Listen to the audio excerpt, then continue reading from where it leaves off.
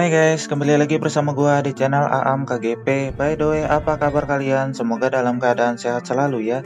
Pada video kali ini Aam KGP akan menceritakan alur cerita Wonderland Season 1 episode 1 sampai 40. Cerita ini diawali dengan seekor burung elang yang terbang menuju sebuah sekte Tianyuan yang berada di puncak bukit.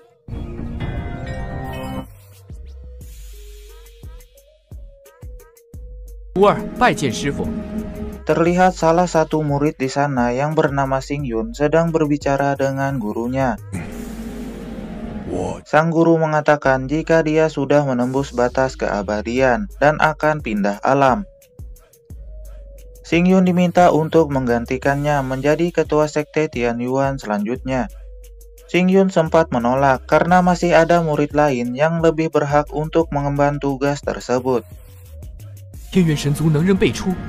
Namun sang guru percaya jika Xingyun mampu mengemban tugas tersebut, meskipun kultivasi Xingyun masih rendah. Di sisi lain, dengan menjadi ketua sekte, Xingyun akan lebih mudah menemukan cara untuk membalas dendam. Sang guru juga meminta Xingyun untuk menjaga warisan peninggalan kakeknya, yaitu lukisan Dewi Surga 9.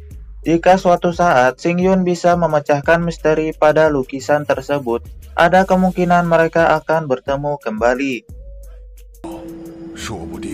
Sebelum OTW pindah alam, sang guru memberi Xingyun 3 buah kantung kecil. Jika Xingyun dalam masalah, dia bisa membuka salah satu dari kantong tersebut.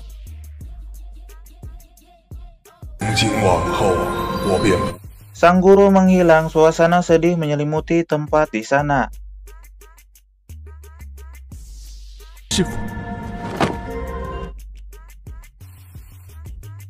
Xingyun kembali teringat sejak dia masih kecil, dia tidak seperti kebanyakan orang lain karena kekurangan 1 dari 8 meridian. Ayahnya menitipkannya ke sekte Tianyuan dan dilatih oleh ketua sekte.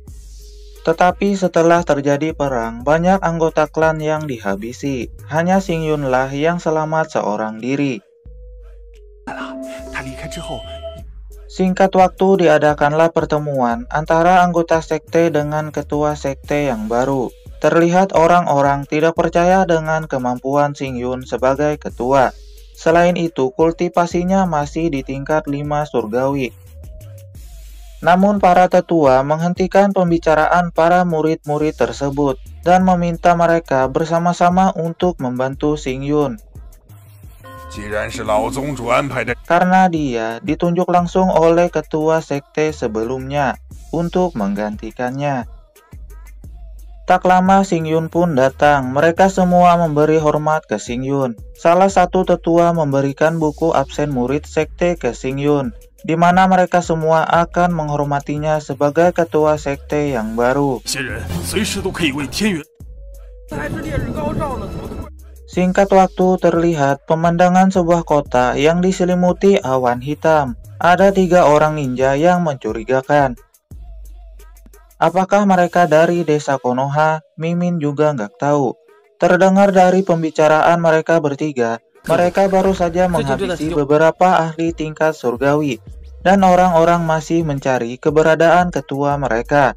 Tetapi ketua mereka sudah mengetahui hal tersebut, di mana ketua mereka akan merubah identitasnya dengan melakukan penyamaran.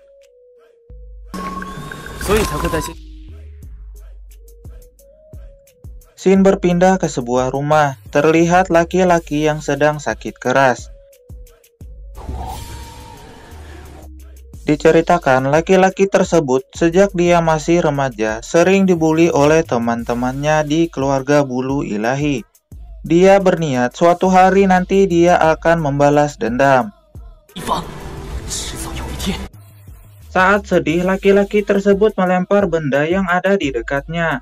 Namun tiba-tiba ketua kelompok orang misterius tadi muncul di hadapan laki-laki tersebut. Laki-laki itu sangat terkejut dan menduga orang yang ada di hadapannya adalah orang dari keluarga bulu ilahi yang datang untuk membunuhnya. Namun ketua orang misterius tersebut mempunyai tujuan lain. Dia membantah semua dugaan laki-laki itu. Ketua itu mengatakan jika dia sudah mengetahui semua yang telah dialami oleh laki-laki tersebut. Selain itu, dia juga memberitahu jika laki-laki itu adalah anak ke-10 Raja Qi yang bernama Jiang Yi. Terdengar kabar sudah bertahun-tahun Raja Qi mencari keberadaannya. Mendengar dia anak Raja Qi membuat Jiang Yi kembali bersemangat untuk hidup. Namun dengan penyakit yang ia alami, bahkan dokter Kopet pun tidak akan mampu menyembuhkannya. Ia meminta bantuan ke orang misterius tersebut agar bisa bertemu ayahnya.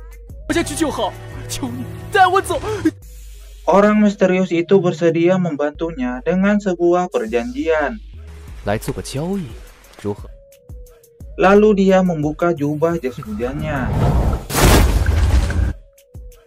Ternyata dia adalah Xing Yun, ketua sekte Tianyuan. Jiang Yi terkejut karena wajah mereka sangat mirip.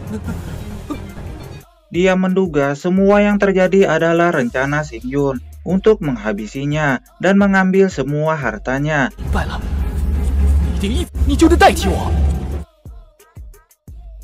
Xing Yun sendiri tidak tertarik dengan harta tersebut. Xing Yun memberitahu jika Jiang Yi hanya mempunyai 2 pilihan, bertukar identitas atau modar di tempat itu. Karena tidak ada pilihan lain, Jiang Yi pun setuju jika mereka berdua bertukar identitas. Xing Yun memberi sebuah pil untuk menahan rasa sakit sementara waktu, dan akan ada orang yang datang menjemputnya. Walau sempat curiga pil tersebut adalah racun, tetapi karena tidak ada pilihan lain, Jiang Yi pun memakan pil tersebut yang membuatnya tertidur. Xing Yun memakai pakaian Jiang Yi. Xing Yun memakai pakaian Jiang Yi dan mulai saat itu dia resmi memakai identitas barunya. Tak lama datanglah 2 orang anggota sekte Tianyuan yang bernama Yingsa dan yang perempuan bernama Yuyin. Mereka berdua datang menemui Xing Yun. Yingsa memberikan sebuah gulungan yang di dalamnya berisi informasi orang-orang yang telah membunuh orang tua Xing Yun. Xing Yun meminta Yingsa untuk membawa Jiang Yi ke sekte mereka untuk disembuhkan dan kemudian dimasukkan ke tahanan. Yuyin yang tidak ingin repot berniat menghabisi Jiang Yi, namun Xing Yun menghentikannya. Karena wajah mereka yang sama, mungkin saja suatu saat Jiang Yi mungkin bisa dimanfaatkan. Xing Yun meminta Yingsa pergi lebih dulu, sementara Yuyin tinggal sebentar di sana karena ada sesuatu yang ingin dibicarakan.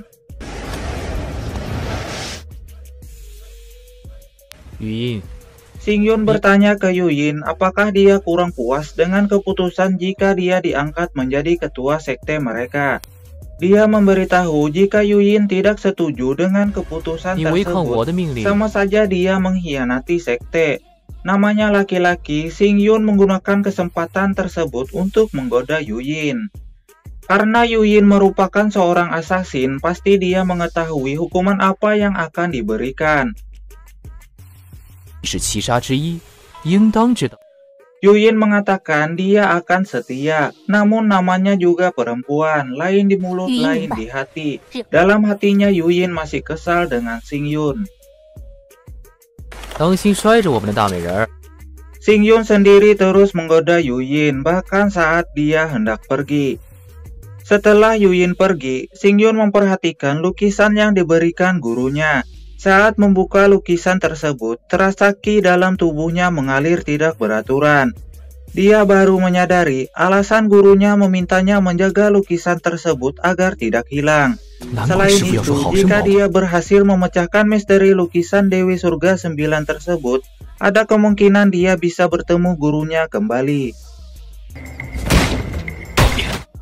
Singkat waktu terlihat murid-murid di keluarga bulu ilahi yang berlatih. Terlihat Xing Yun yang bermeditasi untuk melatih kultivasinya. Dia didatangi oleh seseorang yang bernama Jokang. Jokang ini sangat misterius, di mana tidak ada informasi yang Xingyun ketahui tentangnya, selain dia berasal dari ibu kota.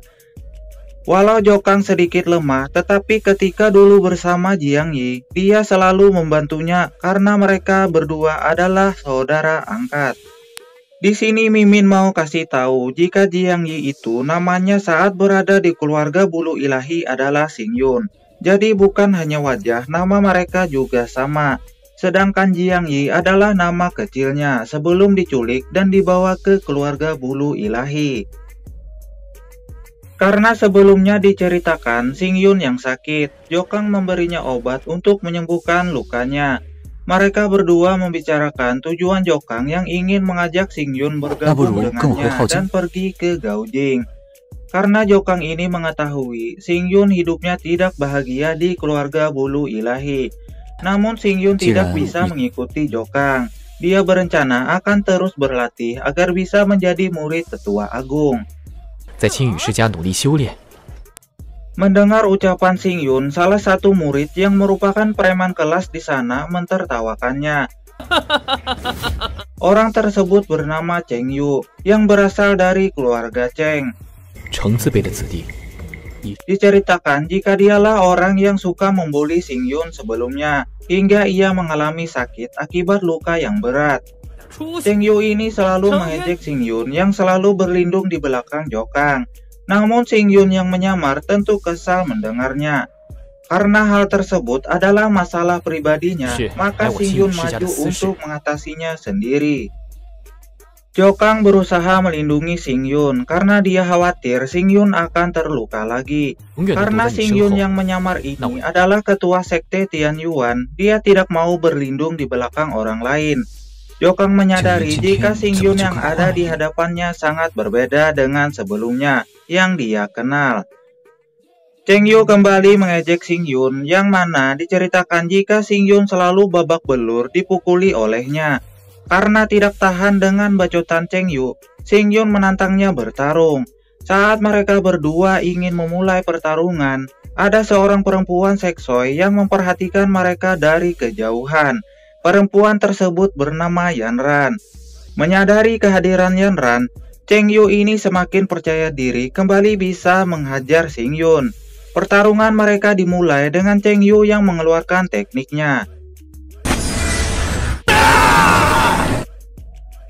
Namun Xingyun dengan mudah mengalahkannya. Semua orang di sana terkejut melihat kekuatan Xingyun yang bisa mengalahkan Cheng Yu hanya dengan satu pukulan. Yang membuat Cheng Yu muntah darah dan pingsan. Saat itu Xingyun mengatakan ke semua orang yang ada di sana jika dia bukanlah Xingyun yang dulu. Dan mulai saat itu dia menjadi Xingyun yang baru. Jokang penasaran dengan kekuatan Xingyun yang tiba-tiba begitu sakti. Xingyun menjelaskan jika dia diajarkan oleh seseorang yang mempunyai kekuatan tinggi. Jokang terlihat senang karena Xingyun sudah menjadi kuat, yang dengan begitu tidak akan ada lagi orang yang berani membulinya. Dengan bertambah kuatnya Xingyun akan memberi peluang untuknya menjadi murid tetua agung. Saat itu, Jokang ingin berpamitan jika dia ingin kembali ke Gaojing. Jokang berpesan ke Xingyun jika dia ingin menemuinya, datanglah ke lantai pertama gedung Tianqia yang ada di istana kekaisaran. Dan Xingyun tinggal memberitahu namanya ke para penjaga di sana saat dia datang. Di tengah pembicaraan Xingyun dan Jokang, Yanran terus memperhatikan mereka.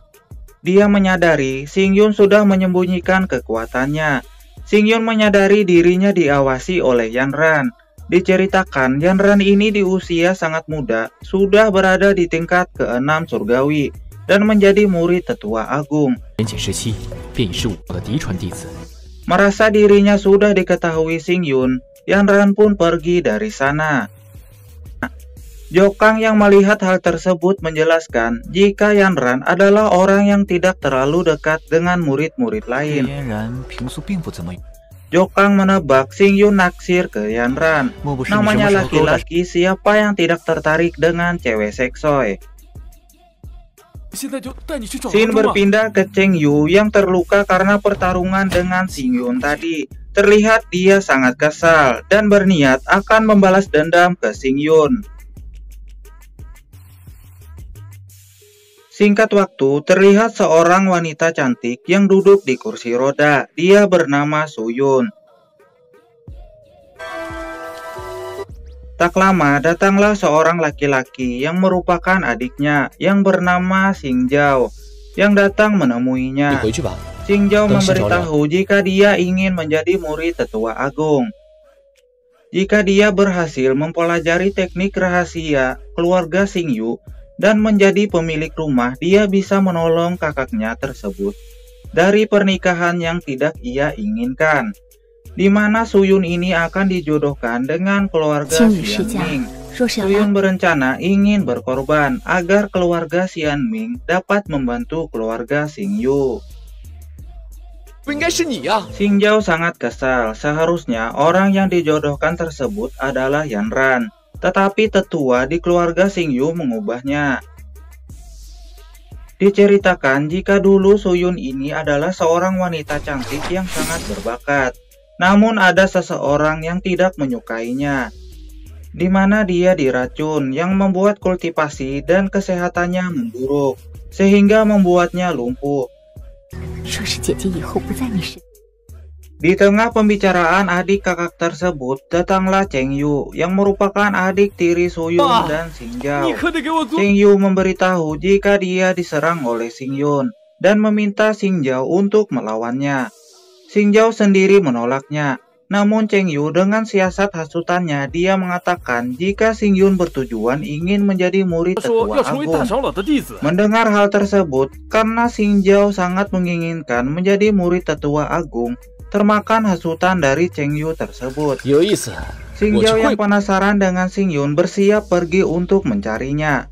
Su Yun mencoba menghentikannya, tetapi Xing Zhao meminta agar kakaknya itu tidak khawatir karena dia akan segera kembali. Shin berpindah ke rumah keluarga Xing Yu, di mana terlihat pertemuan antara keluarga Xing Yu dan keluarga Xian Ming. Dari pertemuan tersebut, mereka membicarakan agar pernikahan Su Yun dengan keluarga Xian Ming dipercepat. Selain itu, dari pernikahan tersebut, keluarga Xing Yu akan memperoleh beberapa keuntungan. Namun tetua agung mengatakan jika pernikahan tersebut akan dipertimbangkan lagi nanti, karena terjadi perdebatan antara ayah Yan Ran dengan salah satu tetua yang melindungi Su Yun dan adiknya. Salah satu tetua di sana memberitahu berita yang sedang viral terbaru. Dia memberitahu tentang Xing Yun yang berhasil mengalahkan Cheng Yu dengan satu pukulan, walau dengan kultivasi di tingkat pertama surgawi. Sontak saja hal tersebut membuat tetua agung terkejut. Dia meminta agar terus mengawasi Xing Yun.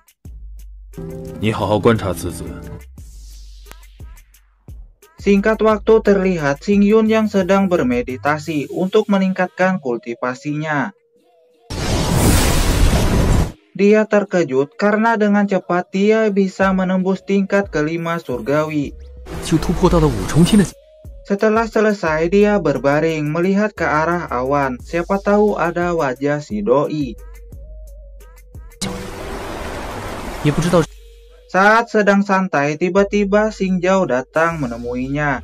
Tanpa banyak bacot, mereka berdua pun mulai bertarung.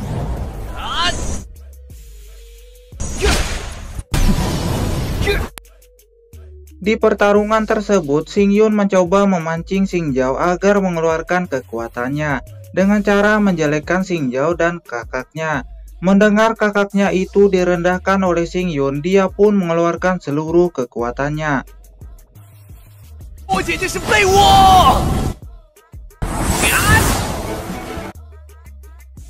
Walau berhasil melukai Xing Yun, tetapi dia berhasil Xing Yun kalahkan dengan sekali serang. Terlihat Xing Zhao yang sedih karena harapannya sudah musnah saat itu. Xing Yun mengatakan jika dia bisa membantu Xing Zhao untuk menjadi murid tetua agung, dan dia juga bisa membantu menyembuhkan penyakit yang diderita oleh kakaknya.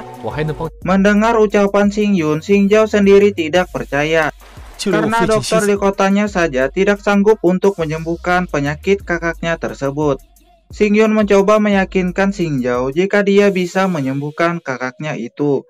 Di sini Xing Zhao mengatakan jika Xing Yun beneran bisa menyembuhkan kakaknya, dia berjanji akan melakukan apapun yang Xing Yun inginkan. Dengan syarat kakaknya itu tidak boleh tahu hal tersebut.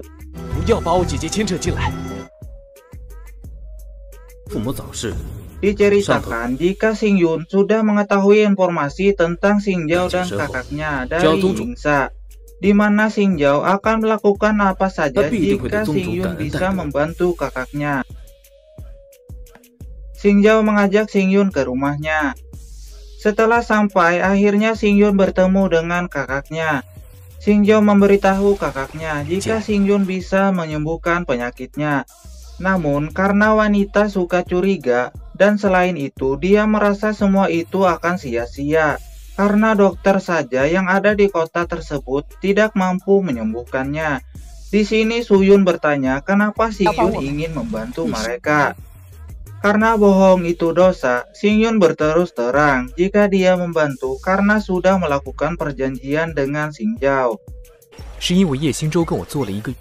Mendengar hal tersebut, Su Yun menolak bantuan yang Xing Yun tawarkan, karena dia takut Xing Zhao akan dimanfaatkan.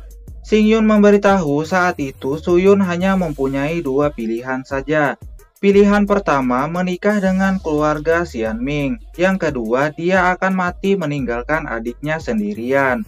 Di sini Xing Yun meyakinkannya jika tujuannya sudah tercapai, maka Xing Zhao akan dia bebaskan. Xing Zhao memohon kepada kakaknya agar mau diperiksa. Kalau di kita dikasih permen dulu. Akhirnya Su Yun setuju untuk diperiksa. Setelah melakukan penerawangan, Xing Yun memberitahu jika Su Yun terkena racun kecubung. Di mana racun kecubung ini merupakan tanaman yang hidup di daerah tropis dan banyak dikelilingi ular beracun. Xing Yun menduga ada yang sengaja meracuni Su Yun, namun tidak ingin dia mati. Xing Zhao yang mendengar hal tersebut begitu marah. Dia merasa semua itu adalah perbuatan Yan Ran. Saat Xing Zhao ingin pergi melabrak Yan Ran, kakaknya dan Xing Yun menghentikannya, karena tuduhannya itu tidak mempunyai bukti apa-apa.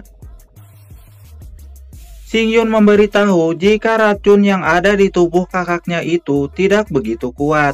Dia meminta Xing Zhao untuk mempersiapkan bahan-bahan yang ia butuhkan. Proses penyembuhan kakaknya itu memakan waktu 49 hari, dan untuk kesembuhan total memakan waktu 1 tahun. Namun yang jadi permasalahan adalah Su Yun akan menikah dalam waktu 1 bulan lagi. Xing Yun meminta mereka agar tidak memikirkan hal tersebut, karena Xing Yun akan membantu menyelesaikannya. Xing Yun memulai proses penyembuhan dengan membuat sup penawar racun. Saat meminum sup tersebut, Su Yun merasa ada perubahan pada tubuhnya.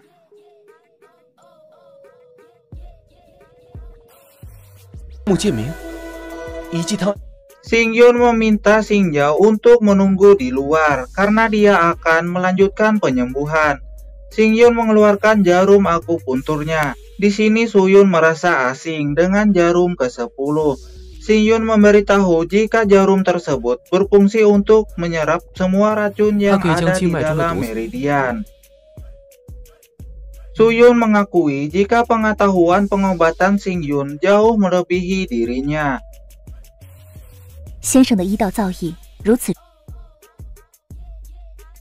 Xing Yun memintanya untuk berbaring di tempat tidur.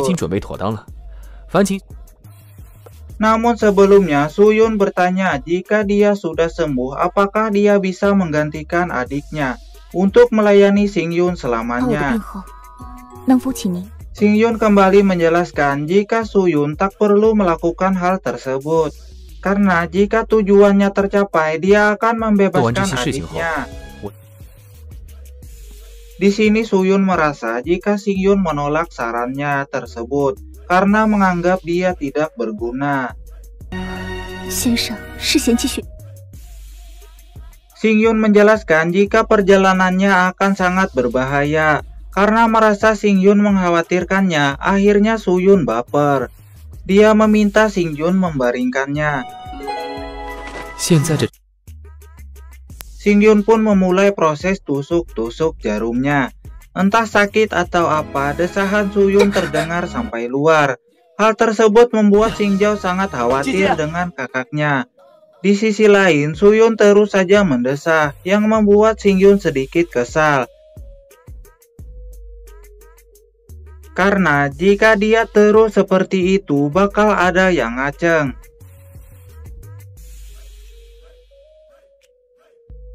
Tak lama Xing Yun pun keluar. Dia memberitahu Xing Zhao jika penyembuhannya sudah mengeluarkan 70% racun yang ada di tubuh kakaknya. Mendengar hal tersebut membuat Xing Zhao sangat senang. Xing Yun mengatakan jika penyembuhan berikutnya akan dilakukan bertahap. Selain itu, dia juga meminta Xing Zhao mengambilkan sebuah kuali untuk Xing Yun gunakan merebus jarum-jarum yang penuh racun setelah melakukan proses akupuntur tadi. Terlihat air di kuali tersebut berubah menghitam karena racunnya. Melihat hal tersebut, Xing Zhao kembali marah. Xing Yun pun menghentikannya. Karena Xing Yun sudah menyembuhkan kakaknya, dia meminta Xing Zhao untuk memenangkan kompetisi untuk menjadi murid tetua agung. Dengan Xing Zhao menjadi murid tetua agung, hal tersebut akan memudahkan Xing Yun mencari pedang terbang jantian.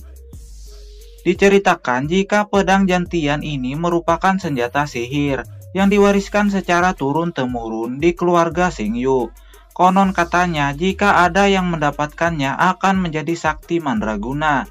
Pedang tersebut terus berpindah dari pemimpin sebelumnya ke pemimpin yang baru. Di sini Xing Yun berencana menjadikan Xing Zhao untuk menjadi pemimpin Xing Yu berikutnya. Di sini Xing Yun akan membantu Xing Zhao untuk mencapai tujuan tersebut. Karena skill bawaan Xing Zhao yang cukup bagus dan sedikit bantuan dari Xing Yun, Xing Zhao akan mudah mencapai tingkat ke-6 surgawi. Bahkan ada kemungkinan bisa mencapai tingkat ke-7 surgawi. Dan menjadi sarjana agung seni bela diri.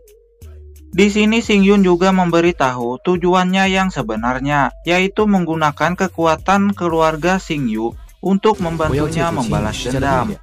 Tetapi dia tidak memberitahu jika balas dendamnya itu adalah pembalasan untuk kematian anggota klannya.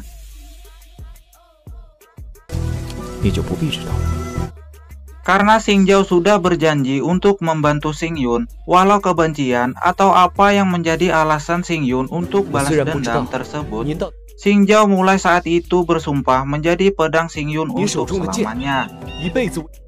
Xing Yun memberinya sebuah gulungan yang berisi teknik rahasia bulu ilahi.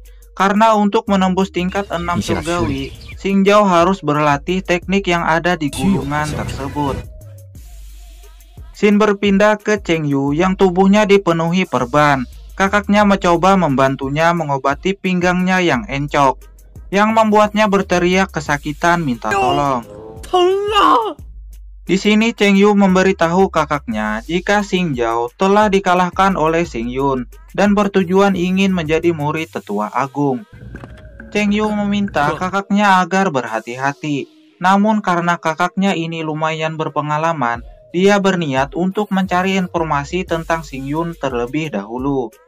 Di tempat lain, Yanran yang lagi nguping pembicaraan orang-orang tentang Xing Yun yang berhasil mengalahkan Cheng Yu. Dan hal tersebut membuat Yanran merasa tertarik. Singkat waktu terlihat Xing Yun yang kembali bermeditasi untuk melatih kultivasinya. Namun karena Xing Yun hanya mempunyai 8 dari 9 meridian, hal tersebut membuatnya kesulitan dalam berkultivasi. Namun karena sebelumnya Xing Yun mempunyai lukisan Dewi Surga 9, Dengan kekuatan mistis yang ada di dalamnya, dapat membantu kecepatan kultivasi Xingyun beberapa kali lipat. Di saat berkultivasi, tiba-tiba Yanran menyerangnya. Walau Yanran sudah menutup wajahnya, tetapi itunya yang besar, dengan mudah Xingyun mengenalinya. Yanran meminta Xingyun untuk mengeluarkan semua kekuatannya, karena dia menduga Xingyun menyembunyikan kekuatannya. Dan saat itu, level kekuatan Xingyun berada di tahap 4 surgawi atau lebih. Xingyun tidak menyangka Yanran bisa mengetahui rahasianya. Hebat juga dia rupanya. Xingyun menduga Yanran ini sudah berlatih teknik pedang terbang jantian. Apalagi dia merupakan murid dari Tetua Agung. Saat Yanran begitu cincau, kepo dengan kekuatan Xingyun, tiba-tiba saja dia merasa pusing dan melemah. Dia berusaha menyerang Xingyun, namun malah menyerahkan semangkanya begitu saja. Hal itu menjadi kesempatan Xingyun untuk menggodanya, karena malam-malam masuk ke kosan laki-laki. Yanran penasaran kenapa dia bisa abok seperti itu. Xingyun memberitahunya tentang kebiasaannya menggunakan dupa aseng sebelum tidur. Dupa aseng ini mempunyai efek penenang seperti obat tidur. Karena Xingyun sudah terbiasa, dia tidak abok. Sedangkan Yanran yang pertama kali menghirup asap dupa tersebut langsung terkena efeknya. Xingyun kembali menggoda Yanran dengan meraba itunya. Yanran menduga Xingyun akan menciumnya. Terlihat dia sudah memejamkan matanya untuk menikmati sensasinya. Karena yang Xingyun cari tidak ada pada Yanran, dia memberikan pil penawar abok. Xingyun memberitahu jika dia menggodanya hanya ingin mengambil senjata tersembunyinya. Xingyun juga memberitahu jika tidak baik malam-malam perempuan masuk ke kosan laki-laki. Apa kata orang kampung nantinya? Mana kosannya udah bayar 5 bulan ke depan. Jika diusir auto rugi, ujar Xingyun. Di sini Yanran sangat kesal karena Xingyun yang berani mempermainkannya. Namun Xingyun memberitahunya jika hal tersebut adalah kesalahannya. Kenapa dia datang ke kosan laki-laki? Mendengar ucapan Xingyun membuat Yanran semakin kesal dan pergi dari sana. Singkat waktu terlihat Yanran yang sudah berada di rumahnya. Dia teringat kejadian di kosan Xingyun sebelumnya, yang membuat dia baper dan bucin-bucin gimana gitu. Saat energi bucin memenuhi hati Yanran, tiba-tiba ayahnya memanggilnya. Si Abah bertanya, kemana aja tadi nggak ada di kamar, ujar Abah. Yanran beralasan jika dia pergi keluar untuk berkultivasi. Untung saja si Abah tidak curiga. Dia hanya khawatir jika Yanran berkultivasi malam hari, ditakutkan akan masuk angin. Singkat waktu, siang pun tiba. Terlihat perkembangan Xingjao yang begitu cepat berkat gulungan yang Xingyun berikan. Tak lama, Suyun pun datang menemui mereka berdua. Menyadari kedatangan Suyun, Xingyun pun mendekatinya. Suyun ingin memberikan Xingyun sup buatannya, namun Xingyun mengatakan jika sup itu lebih baik diberikan ke Xingjao untuk membantu memulihkan tenaganya setelah latihan. Xingyun kembali melanjutkan kultivasinya. Singkat waktu, malam pun tiba lagi. Yanran kembali apel ke kosan Xingyun. Menyadari hal tersebut, Xingyun mengeluarkan serangga cacing pemakan tulang. Yanran yang tergigit kembali abok. Xingyun bertanya kenapa Yanran datang lagi ke sana. Sambil pening, Yanran mengatakan dia hendak membalas kejadian sebelumnya. Namun apalah daya, Xingyun terlalu beruntung. Lagi-lagi Yanran memberikan semangkanya dan jatuh ke pelukan Xingyun. Hal tersebut Xingyun jadikan untuk ngeprank Yanran, di mana Xingyun mengatakan jika dia sudah tidak bisa menahan rasa seknenya. Dia mengangkat Yanran. Hal tersebut membuat Yanran ngeplay. Dia bertanya kenapa dia bisa abok lagi. Padahal dia udah makan pil penawar sebelumnya. Xing Yun memberitahu jika dia digigit oleh serangga cacing pemakan tulang legendaris, di mana setelah tergigit, tubuhnya akan lemas dan dalam waktu 3 jam akan mati karena kelelahan. Mendengar hal itu, Yanran meminta penawarnya, namun Xing Yun hanya bercanda. Jika serangga yang menggigit itu hanya cacing abok, yang efeknya akan hilang selama 2 jam. Tentu saja selama 2 jam, Yanran akan berada di sana. Karena Xing Yun imannya kuat, jadi dia tidak melakukan apa-apa ke Yanran. Xing Yun kembali melanjutkan kultivasinya. Yanran penasaran bagaimana cara Xing Yun menjadi kuat seperti itu. Xing Yun menjelaskan, dia menjadi kuat karena sering dipukuli. Yanran percaya dan memujinya. Namun lagi-lagi Xing Yun hanya bercanda. Pada akhirnya mereka berdua asik ngobrol satu sama lain, yang membuat mereka semakin akrab. Di sisi lain terlihat Cheng Yu dan 2 orang bawahannya yang bersiap untuk membalas Xing Yun. Namun tanpa mereka sadari, Yingsa dan Yuyin yang merupakan bawahan Xing Yun mengetahui rencana mereka. Yingsa mengatakan jika mereka tidak perlu turun tangan untuk membereskan Cheng Yu dan 2 orang bawahannya tersebut. Tetapi di lain sisi, Yuyin khawatir jika Xing Yun akan lupa tujuan utamanya. Di sini Mimin tidak tahu Yuyin ini cemburu atau tidak karena Xing Yun didekati oleh cewek-cewek. Kembali ke Xing Yun dan Yanran, terlihat mereka yang saling ejek. Namun Xing Yun menyadari kedatangan seseorang. Dia menaburkan sesuatu ke mata Yanran. Dia sengaja melakukan hal tersebut. Saat dia ingin meniup mata Yanran yang kelilipan, hal tersebut dilihat oleh Cheng Yu. Auto menyambar-nyambarlah petir di hatinya.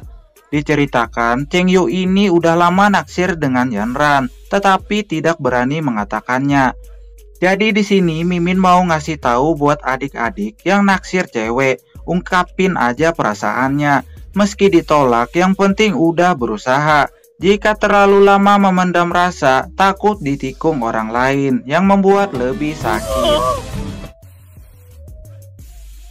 Melihat semua itu, mereka bertiga kaget. Cheng Yu mengamuk ingin membunuh Xing Yun yang udah merebut cewek yang ia sukai.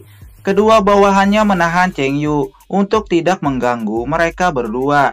Cheng Yu yang terbakar api cemburu membayangkan Xing Yun dan Yanran sedang beradu jigong yang membuatnya menyerang Xing Yun. Melihat hal itu, Yanran mengambil pedangnya dan menahan serangan Cheng Yu.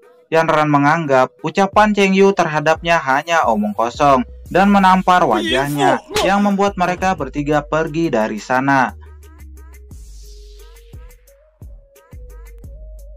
Yanran menduga semua itu adalah rencana Xing Yun. Di sini Xing Yun kembali menjahili Yanran dengan berpura-pura beradu jigong dengannya.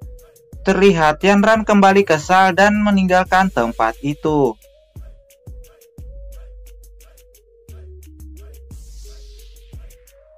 Singkat waktu pagi pun tiba, terlihat orang-orang sedang minum kopi ditemani kue apem di warungnya Mang Ojon.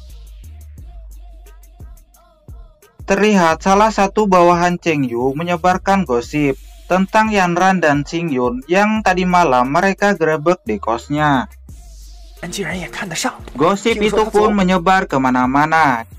Di sisi lain, Cheng Yu yang galau didatangi oleh seseorang yang bernama Yan Xiao, yang merupakan anak pertama dari keluarga Yan Wu.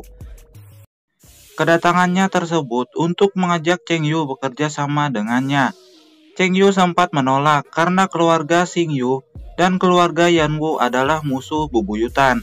Di sini Yan Xiao menghasutnya jika pewaris keluarga Xing Yu akan jatuh kepada Yanran, yang membuat Cheng Yu nantinya akan diabaikan oleh keluarganya. Yan Xiao memberitahu rencananya untuk membantu Cheng Yu ini menjadi pemimpin keluarga Xing Yu. Setelah dia menjadi ketua, Yan Xiao ini ingin menyatukan kedua keluarga tersebut agar mereka tidak bisa dikalahkan. Mendengar rencana yang cukup bagus itu, Cheng Yu pun menyetujui tawaran kerjasama tersebut. Scene berpindah di mana terlihat Suyun yang lagi larut dalam lamunan dan didatangi oleh Singyun yang penasaran tentang apa yang sedang ia pikirkan. Ternyata yang membuat Suyun manyun adalah gosip yang ia dengar tentang Singyun dan Yanran. Dia ingin memastikan kebenaran gosip tersebut ke Singyun. Singyun menjelaskan apa yang sebenarnya terjadi malam itu. Mendengar hal tersebut, wajah Suyun terlihat lega karena dugaan tentang gosip tersebut adalah salah. Singyun bertanya apakah Suyun merasa jika Yanran yang telah meracuninya. Namun Suyun enggan berprasangka buruk terhadap orang lain. Selain itu, dia sudah mengenal Yanran sejak dari kecil. Dia percaya Yanran bukan orang yang melakukan hal tersebut. Di sini diceritakan Singyun kembali melakukan pengobatannya yang membuat Mimin salah fokus.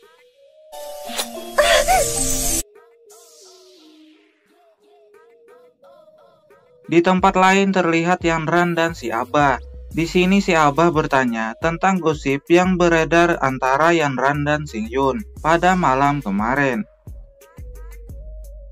Di sini Yanran masih belum mengetahui gosip tentang dirinya.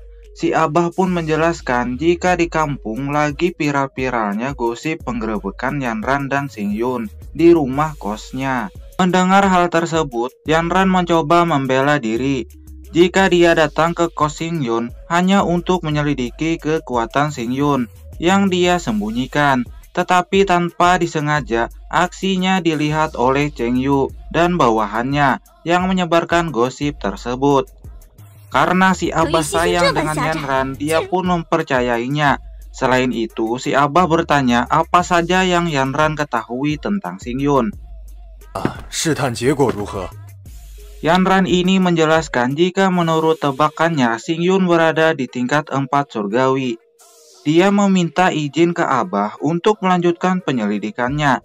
Tapi karena gosip tentangnya masih menyebar, selain itu dia adalah seorang wanita.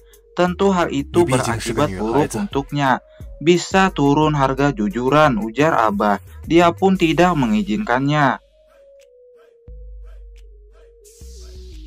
Di sisi lain, Singyun kepikiran tentang Suyun ketika dia diobati, di mana Suyun yang begitu menggoda.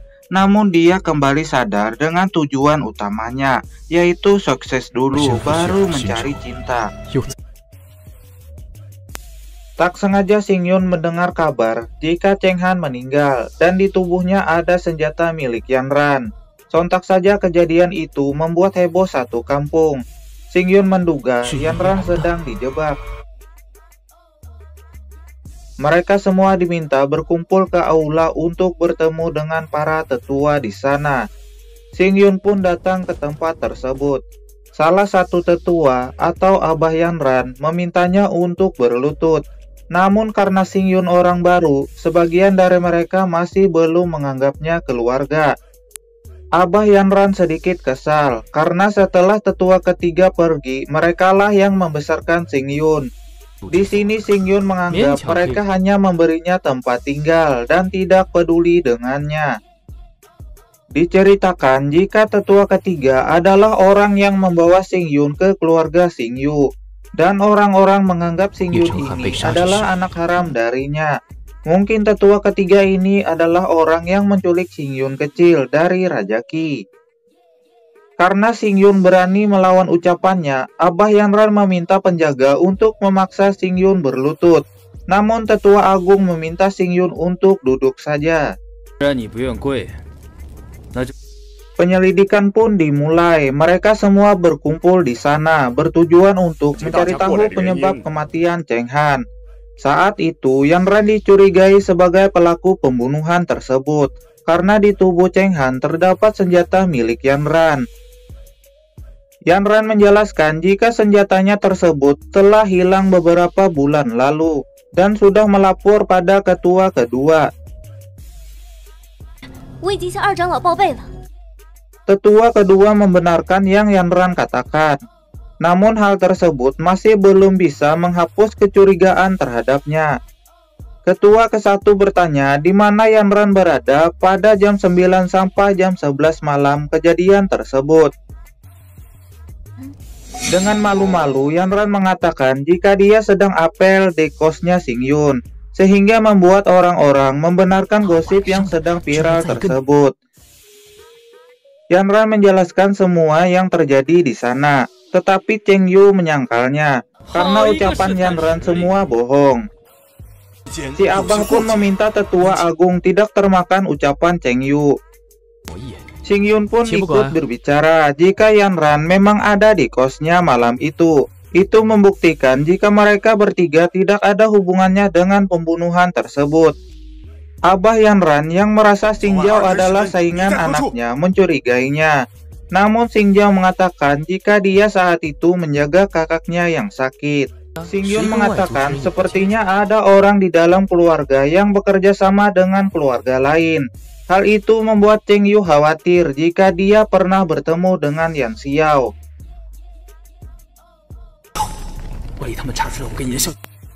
Karena penyelidikan sudah membuat pusing, mereka semua diminta untuk kembali ke rumah masing-masing.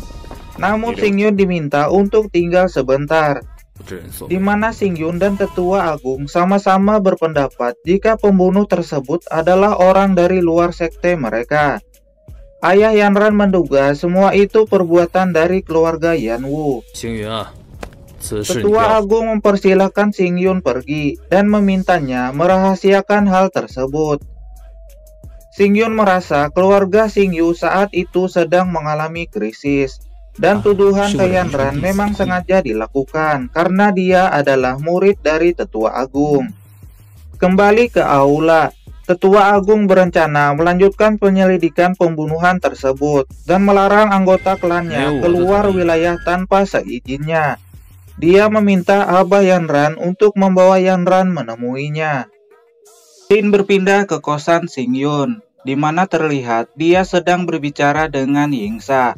Di sini Xingyun meminta agar Yingsa mencari tahu penyebab kematian Cheng Han. Selain itu, Xingyun juga bertanya tentang percintaan. Namun karena Yingsa tidak pernah jatuh cinta, dia pun tidak tahu jawabannya.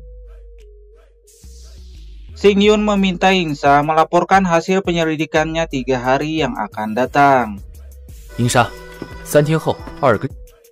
Di tempat lain, Yanran diinterogasi oleh tetua agung dan menanyakan apa yang Yanran dapat saat penyelidikannya.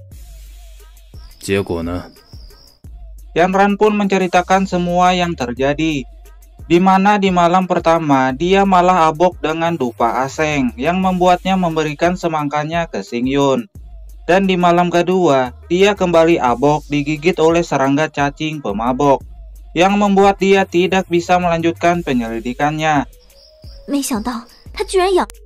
Tetua agung terkejut mendengar kemampuan Xingyun yang dapat mengalahkan Yanran walau dengan aksi konyolnya. Apalagi Yanran ini berada di tingkat 6 surgawi. Tetua agung mengira Xingyun berada di tingkat lebih tinggi dari Yanran. Karena Xingyun orang yang baru datang di keluarga Xingyu, tetua agung berencana menyelidiki identitas Xingyun. Dia juga meminta Abah Yanran agar tidak mengkhawatirkan hal tersebut, karena semua itu tidak akan mempengaruhi posisi Yanran. Tetua agung meminta Abah Yanran keluar dari ruangan, karena dia ingin berbicara berdua dengan Yanran. Di sini Yanran menyadari jika teknik rahasia Xingyu tidak sempurna. Dia merasa ada sesuatu yang hilang. Tetua agung membenarkan hal tersebut, karena sejak awal teknik rahasia tersebut memang tidak sempurna.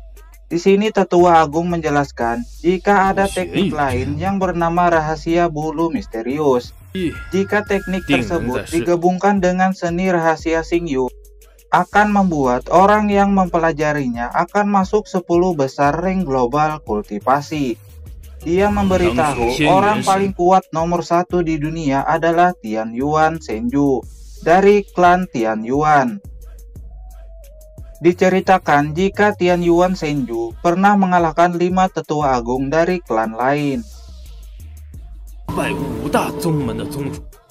Walau klan Tian Yuan tidak pernah muncul lagi, tetapi klan lain tidak ada yang berani mengaku sebagai sekte nomor 1. Singkat waktu, terlihat Cheng Yu yang kembali bertemu dengan Yan Xiao. Di sini Cheng Yu bertanya apakah dia yang membunuh Cheng Han. Walau Cheng Yu ini anaknya Bangor, tetapi dia tetap peduli dengan klannya. Dia memutuskan kerjasama dengan Yan Xiao.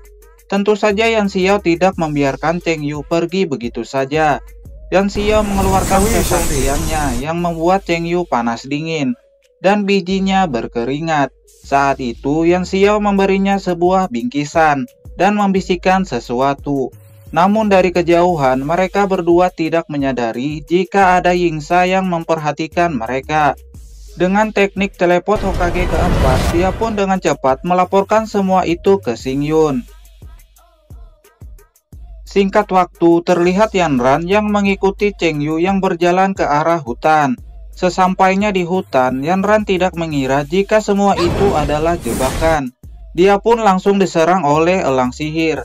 Karena kekuatan elang sihir itu sangat tinggi, yang membuat Yanran harus mundur. Namun elang sihir itu terus mengejarnya. Di sini, Yanran menduga Cheng Yu telah bekerja sama dengan musuh. Dia berencana untuk melaporkan hal tersebut ke para tetua. Namun tidak mudah melarikan diri dari kejaran elang sihir tersebut. Yanran terpaksa menghadapinya, yang membuat sempaknya terlihat. Di sisi lain terlihat Cheng Yu dan Yan Xiao yang berencana membunuh Yanran di hutan tersebut. Di sini Yan Xiao ingin membunuh Yanran secara langsung. Kembali ke Yanran yang ngos-ngosan setelah asruk-asrukan diruyuk karena dikejar oleh elang sihir tadi. Namun tiba-tiba muncullah Xingyun di belakangnya. Dalam situasi tersebut, mereka berdua masih saja saling bercanda. Mungkin Yanran masih kesal dengan Xingyun karena kejadian malam kemarin itu. Karena terdengar ada seseorang, Xingyun menarik Yanran ke pelukannya agar dia tenang. Xingyun memberitahu jika orang tersebut adalah Yan Xiao dari keluarga Yan Wu, di mana kultivasinya di level puncak alam surgawi tingkat 6, yang berarti dia lebih kuat dari Yanran. Selain itu, burung elang sihirnya juga sangat merepotkan. Di sini Yanran berencana agar dia dan Xingyun berpencar. Yanran akan memancing burung elang sihir tersebut, sementara Xingyun akan pergi mencari bantuan. Karena rencana Yanran ini sangat berisiko, Xingyun berencana membawa Yanran bersamanya. Karena Yanran ini terluka, harus diobati dulu tentunya. Anjay mulus juga rupanya. Tak lama datanglah Yan Xiao menyerang mereka berdua. Seperti biasa, Yan Xiao ini mengejek Yanran karena mendekati Xingyun. Mungkin Yan Xiao ini menganggap Xingyun ini lemah, belum tahu rupanya dia. Mereka berdua pun beradu bacot. Karena Yan Xiao kalah bacot, dia pun marah dan memerintahkan elang sihirnya menyerang Xingyun. Di sini Xingyun memberi kode ke Yingsa untuk menyerang elang sihir tersebut dari kejauhan, sehingga seperti Xingyunlah yang melakukannya. Melihat hal tersebut, Yan Xiao tidak percaya, karena elang sihir tersebut adalah binatang buas hantu level ke-7 alam surgawi.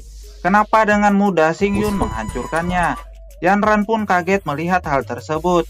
Di sini Xingyun mengatakan jika orang-orang Xingyu akan datang ke sana, yang membuat Yan Xiao nabret seedan-edannya. Yanran yang ingin mengejar dihentikan oleh Xingyun. Namanya perempuan, Yanran pun cari perhatian ke Xingyun agar digendong olehnya. Setelah Xingyun dan Yanran pergi, ada seseorang yang datang ke jenazah elang sihir tersebut dan melakukan olah TKP di sana. Di balik ruyuk, Yingsa juga ada di sana.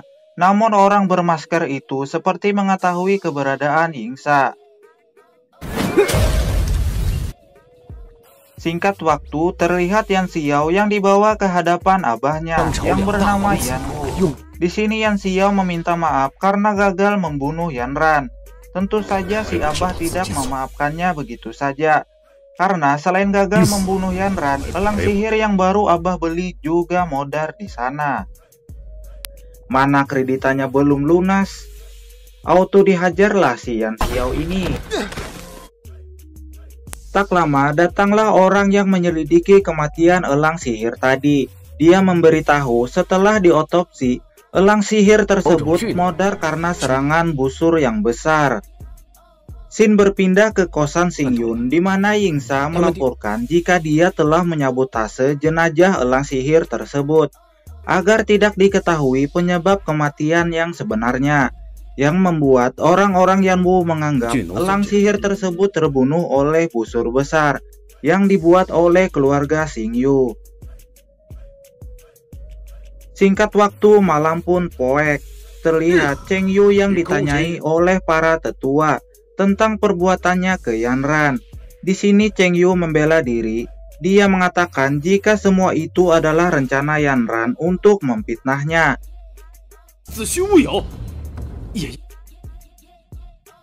Saat situasi adu bacot, tiba-tiba datanglah seseorang yang membantu Cheng Yu. Dia adalah kakeknya. Di sini dia sangat kesal karena mereka di sana menuduh Cheng Yu tanpa bukti apapun.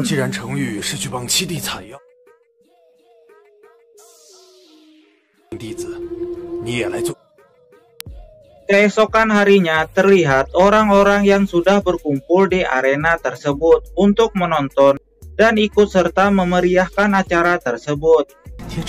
Saat Suyun datang, orang-orang di sana melihatnya, di mana diceritakan jika Suyun ini adalah rival dari Yanran. Karena hari sudah jam 9 pagi, panitia pun menyuruh semua peserta untuk bersiap naik ke atas arena. Dan terlihat putaran pertama Xing Zhao dan murid-murid yang diandalkan lainnya dengan mudah melaju ke babak berikutnya. Di babak kedua, Xing Zhao melawan Qin Yuan. Di sisi lain, penjaga memberitahu tetua agung jika ada orang yang datang mencarinya, yang bernama Tuan Haiming. Xing Yun yang berada di sana melihat Nanggong Yi, yang merupakan calon suami Suyun. Para tetua menyambut mereka. Di sini, Nanggong Yi mencari perhatian ke para tetua, yang membuat Yanran kesal. Kembali ke pertandingan, terlihat Xing Zhao yang mampu bertahan. Di sini Tuan Haiming memujinya. Setelah mengetahui bahwa dia adalah adik Suyun yang akan dinikahkan dengan anaknya, dia bertanya ke ketua agung, kapan akan dilaksanakan acara pernikahan tersebut. Karena pernikahan adalah suatu hal yang tidak bisa diremehkan, perlu sebuah pertimbangan. Tetua agung pun mengatakan untuk memutuskannya nanti dan menunggu jawaban dari Suyun. Di sisi lain, Xing Zhao berhasil mengalahkan Qin Yuan.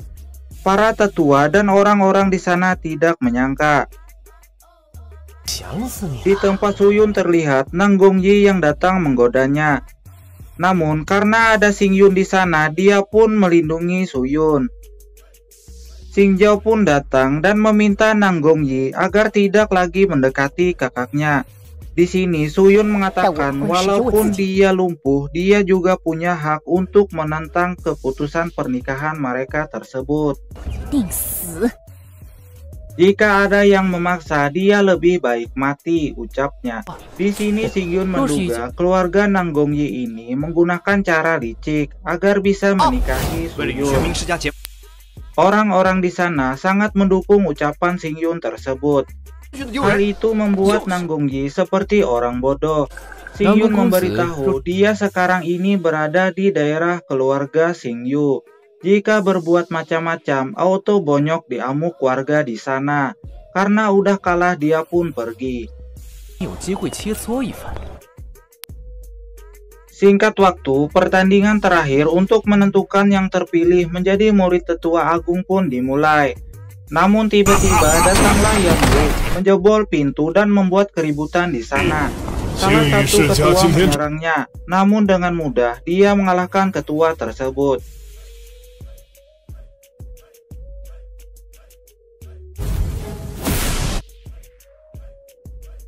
Di sini Yan Wu memberitahu jika dia hanya ingin menonton pertandingan di sana. Alah, udah ngagetin orang pakai jebol pintu, pasti dia lupa beli tiket masuknya. Ketua Agung menanyakan alasan sebenarnya dia datang ke sana. Yan Wu ini ternyata bertujuan menantang jawara-jawara yang ada di keluarga Xingyu.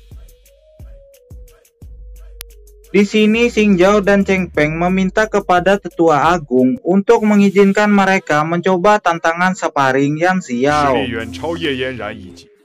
Ayah Yan Xiao ini mengatakan jika mereka berdua bukanlah tandingan anaknya.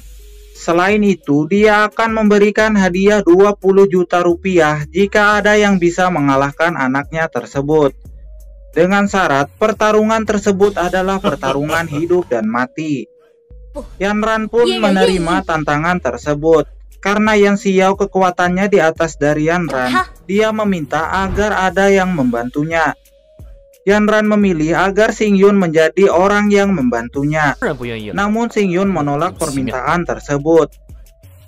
Yan Wu mengatakan jika generasi keluarga Xing Yu begitu lemah. Di sini Xing Yun meminta agar Yan Wu ini jangan banyak bacot, karena dia sekarang berada di wilayah keluarga Xing Yu. Mendengar hal tersebut, dia pun marah dan mengeluarkan kekuatannya untuk menyerang Xing Yun. Namun untung saja, Tetua Agung dan Haiming melindunginya.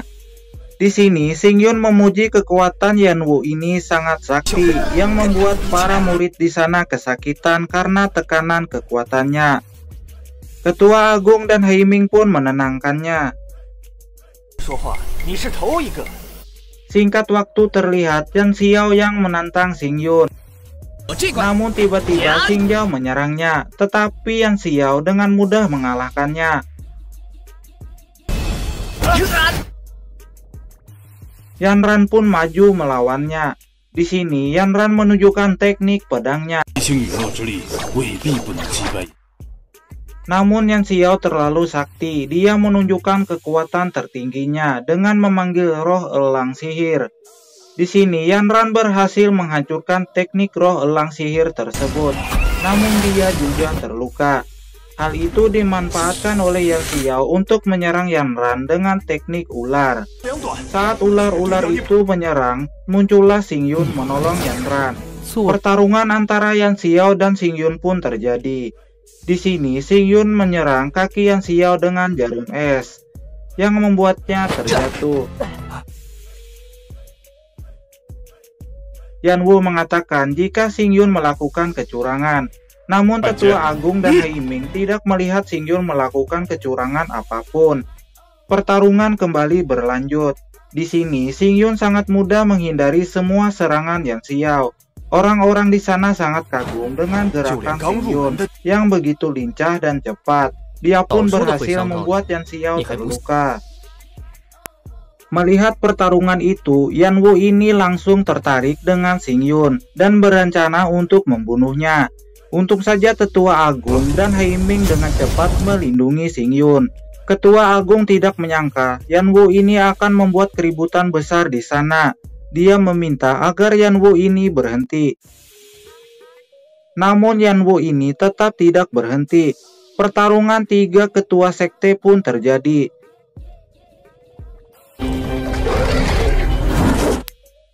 Karena terdesak, Ketua Agung pun mengeluarkan pedang terbang jantian. Xing Yun akhirnya mengetahui pedang tersebut berada di tangan Tetua Agung. Karena pedang tersebut begitu sakti, yang membuat Yan Wu dapat dikalahkan dan kabur. Setelah kejadian tersebut, Haiming mengatakan jika Yan Wu tidak akan tinggal diam. Haiming pun kembali ke sektenya. Tetua Agung mengumumkan agar semua yang ada di sana jangan berhubungan dengan orang luar. Xin berpindah ke Yan Wu yang terkena serangan tadi. Saat mereka berjalan di Ruyuk, tiba-tiba datanglah Yingsa yang datang untuk melenyapkan kejahatan di dunia. Yingsa menyerangnya dengan teknik pedang 1000 bayangan. Di sini Yan Wu mengetahui jika Yingsa berasal dari sekte Tianyuan. Karena Yan Wu ini sudah lemah setelah melawan Tetua Agung dan Haiming sebelumnya, tidak ada pilihan lain, dia pun mengeluarkan teknik terakhirnya yang membuat Yingsa terluka. Di sini, Sing Yun meminta Yingsa agar kedepannya lebih mementingkan keselamatannya. Pembicaraan mereka berdua didengar oleh Yan Xiao yang sebelumnya bersembunyi di balik ruyuk. Scene berpindah ke sebuah ruangan, di mana terlihat seorang penjaga memberitahu ke seorang ketua jika Yan Wu sudah meninggoy di wilayah keluarga Xing Yu. Saat udah kepo dengan nama ketua tersebut, cerita pun berakhir.